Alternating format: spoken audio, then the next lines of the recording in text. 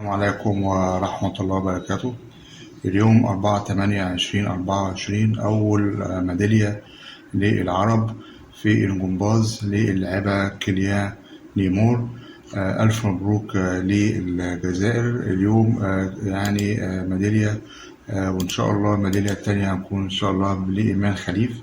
دي أول ميدالية في الجمباز على العرضتين غير متوازيتين للسيدات، ودي بتمنح للجزائر لكيليان نيمور عندها 17 سنة، ودي أول لاعبة جمباز جزائرية بتفوز بهذه الميدالية.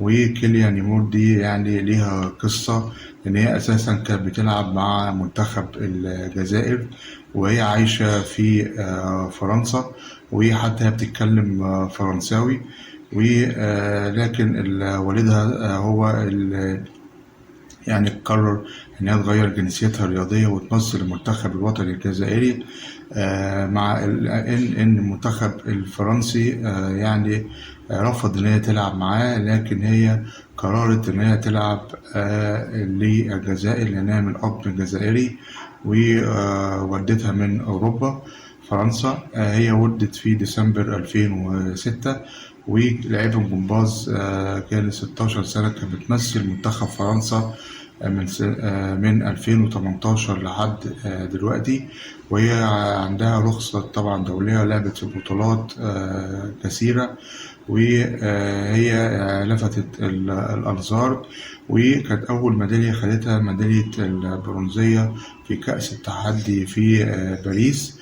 وشاركت البطلة الجزائرية طبعا الجزائر في نهائي جهاز العرضتين المتوازيتين في أولمبياد باريس 2024. وهي فرحانة جدا إن هي خدت طبعا الميدالية ديت وبتمثل الجزائر. وهي طبعا تغلبت النهاردة بعد ما خدت 15.7 نقطة، ودي طبعا يعني رصيد عالي جدا. وخدت الميدالية الفضية الصينية كيوان بيو، وخدت بنقاط 15.5، وخدت البرونزية لينيا سونيسيا برصيد 14.8. وكيليان عندها 17 سنة، أول رياضية جمباز في أفريقيا والعالم العربي بتحرز هذه الميدالية في الجمباز. وطبعا نقول للجزائر ألف مبروك بصفة خاصة، وألف مبروك للعرب بصفة عامة.